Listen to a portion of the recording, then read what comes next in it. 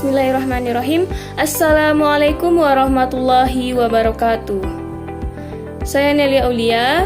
Baiklah, saya di sini akan menyampaikan materi mengenai studi kelayakan bisnis tentang aspek politik, ekonomi, sosial, dan lingkungan hidup pada mata kuliah studi kelayakan bisnis. Baiklah, yang pertama yaitu adalah aspek politik. Aspek politik adalah suatu kondisi yang terjadi akibat adanya isu, spekulasi, dan rumor karena kondisi politik dari pemerintah yang bisa mempengaruhi permintaan dan penawaran konsumen. Nah, jadi adanya isu, rumor, spekulasi yang timbul akibat kondisi politik yang diciptakan pemerintah akan mempengaruhi permintaan dan penawaran suatu produk, baik itu barang maupun jasa. Nah, dalam menganalisis kelayakan bisnis, hendaknya aspek politik perlu pula dikaji untuk memperkirakan bahwa situasi politik saat bisnis dibangun dan diimplementasikan tidak akan sangat mengganggu sehingga kajian menjadi layak. Situasi politik dapat diketahui melalui berita-berita dan media massa. Kemudian ada pula analisis dalam bidang politik adalah sebagai berikut. Yang pertama itu adalah isu strategis. Maksudnya di sini yaitu pemberitaan sosial yang mencakup informasi publik yang berkaitan dengan perubahan lingkungan, masyarakat, dan pemerintah. Kemudian yang kedua itu adalah penyelenggaraan pemerintah.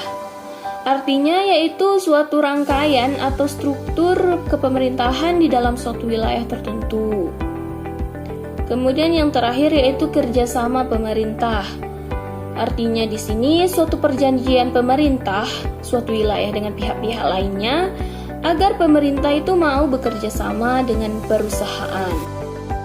Kemudian selanjutnya yang kedua yaitu aspek ekonomi. Aspek ekonomi adalah aspek geografi sosial yang berkaitan dengan hal-hal ekonomis.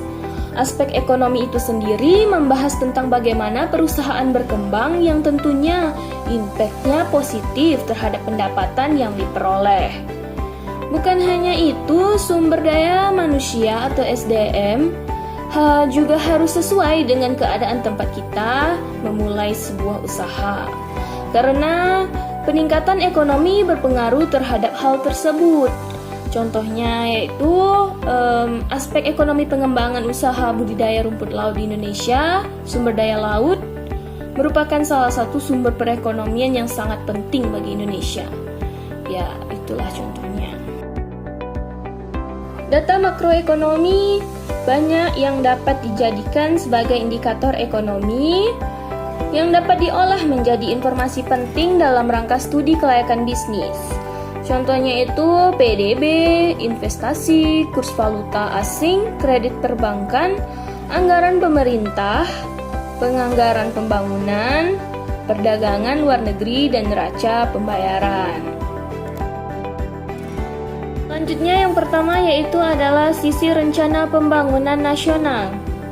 Analisis manfaat proyek ditinjau dari sisi ini dimaksudkan agar proyek dapat yang pertama yaitu memberikan kesempatan kerja bagi masyarakat. Nah, artinya di sini kegiatan usaha yang dikerjakan dapat dikerjakan oleh tenaga kerja lokal, tidak perlu digantikan oleh tenaga kerja asing. Kemudian yang kedua yaitu menggunakan sumber daya lokal. Artinya di sini yaitu menggunakan bahan baku yang dari lokal, tidak memanfaatkan yang dari impor. Kemudian yaitu menghasilkan dan menghemat devisa.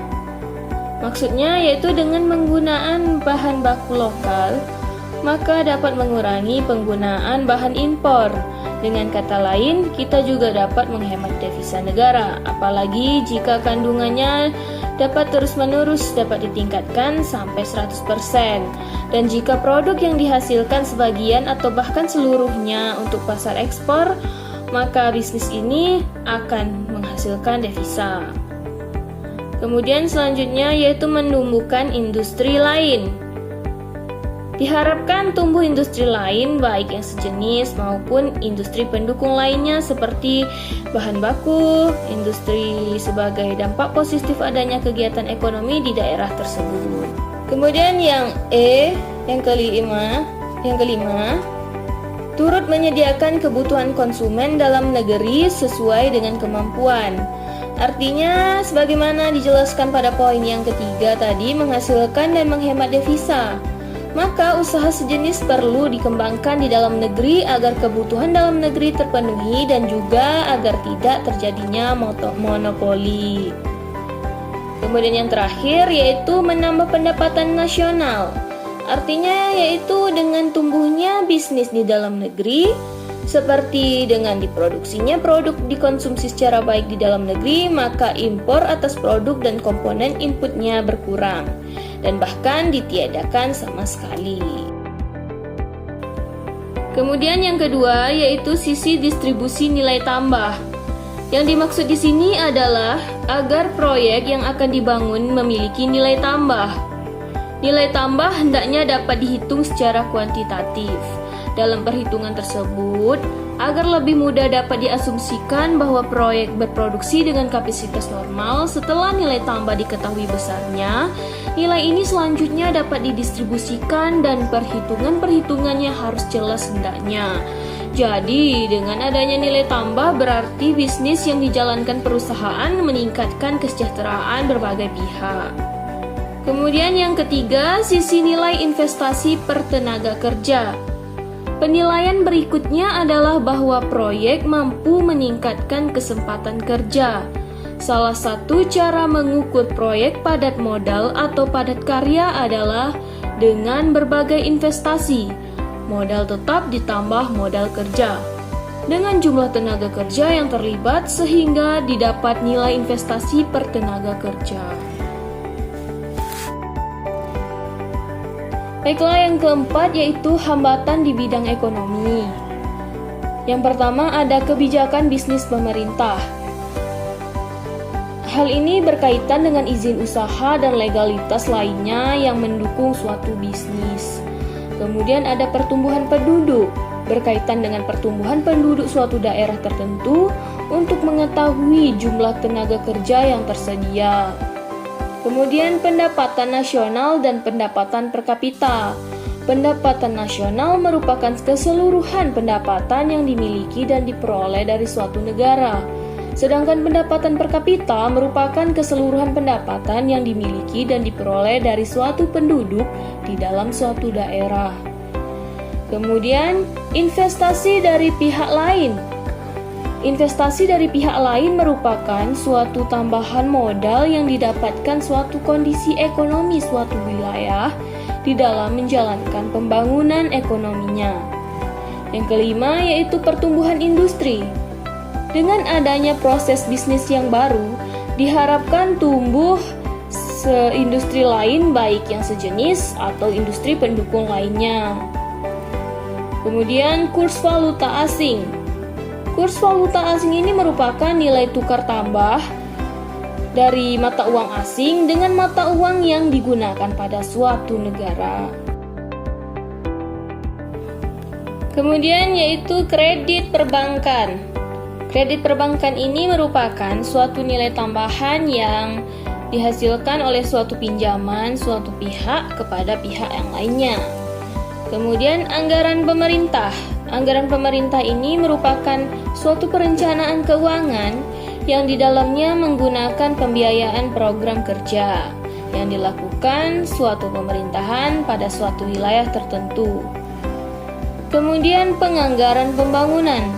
Penganggaran pembangunan merupakan suatu perencanaan keuangan yang menuangkan kegiatan perencanaan pembangunan suatu daerah wilayah yang dilakukan oleh pemerintah. Kemudian perdagangan luar negeri. Nilai perdagangan luar negeri yang rendah disebabkan negara miskin mengandalkan ekspor bahan mentah yang mempunyai elastisitas penawaran permintaan atas perubahan harga yang inelastis dalam jangka panjang mengakibatkan kerugian. Kemudian yang terakhir yaitu neraca pembayaran. Neraca pembayaran ini merupakan suatu laporan keuangan mengenai informasi keadaan posisi keuangan dari suatu negara dalam memenuhi aktivitas kegiatan di dalam suatu perekonomian suatu daerah yang membandingkan tingkat jumlah kepemilikan dengan jumlah kewajiban. Baiklah, yang ketiga, aspek sosial. Aspek sosial merupakan hasil daripada aktivitas manusia dengan alam sekitar atau lingkungannya, yang dimana salah satu bentuknya itu meliputi penindasan. Tujuan utama perusahaan adalah mencari keuntungan yang sebesar-besarnya. Oke, jadi mengenai penindasan tersebut, suatu kekerasan, ancaman, dan paksaan yang dilakukan oleh seseorang kepada orang lain yang melibatkan ketidakseimbangan kekuasaan sosial atau orang lain. Selanjutnya, analisis dalam bidang sosial adalah sebagai berikut. Yang pertama yaitu interaksi sosial.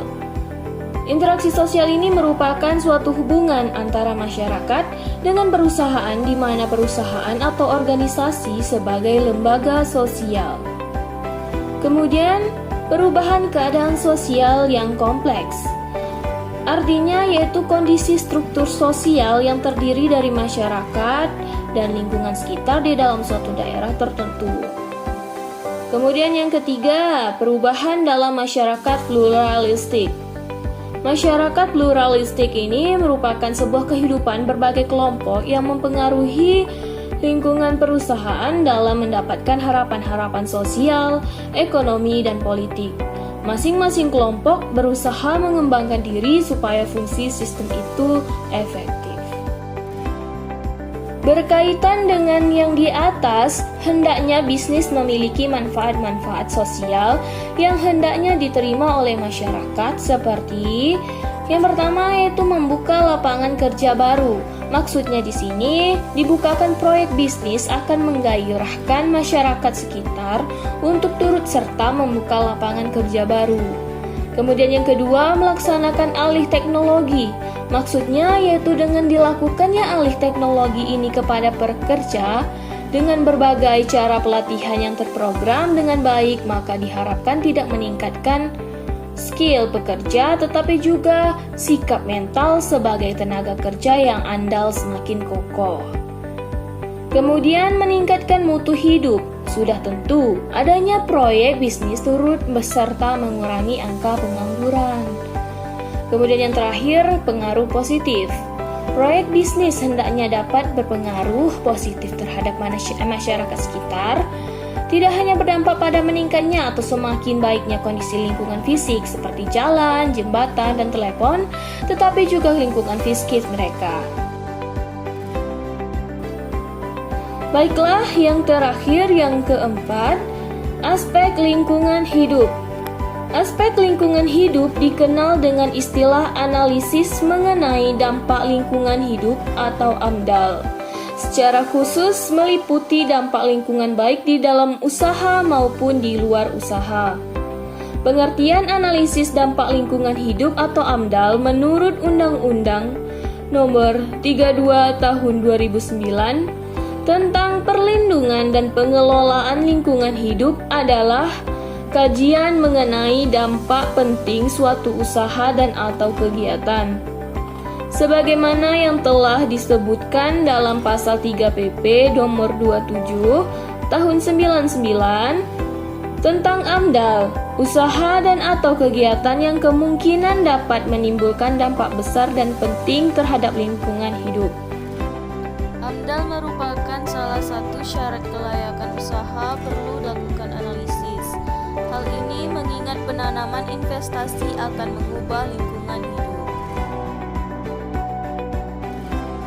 Berikut adapun komponen lingkungan hidup yang harus dipertahankan dan dijaga serta dilestarikan fungsinya adalah yang pertama yaitu sumber daya manusia, kemudian kualitas udara, keanekaragaman hayati, kemudian warisan alam dan budaya, kenyamanan lingkungan hidup, nilai-nilai budaya yang berorientasi dengan lingkungan hidup, hutan lindung, hutan konservasi, dan cagar biosfer. Nah, mengenai analisis dampak lingkungan bermanfaat untuk menjamin suatu usaha atau kegiatan pembangunan dapat beroperasi secara berkelanjutan tanpa merusak dan mengorbankan lingkungan, atau dengan kata lain, usaha atau kegiatan tersebut layak dari aspek lingkungan hidup. Dengan AMDAL, suatu rencana usaha dan atau kegiatan pembangunan diharapkan dapat meminimkan kemungkinan dampak negatif terhadap lingkungan hidup dan dapat mengembangkan dampak positif, sehingga sumber daya alam dapat dimanfaatkan secara berkelanjutan. Baiklah, sekian dari saya, kurang lebih mohon maaf. Wabillahi taufiq wal hidayah. Wassalamualaikum warahmatullahi wabarakatuh.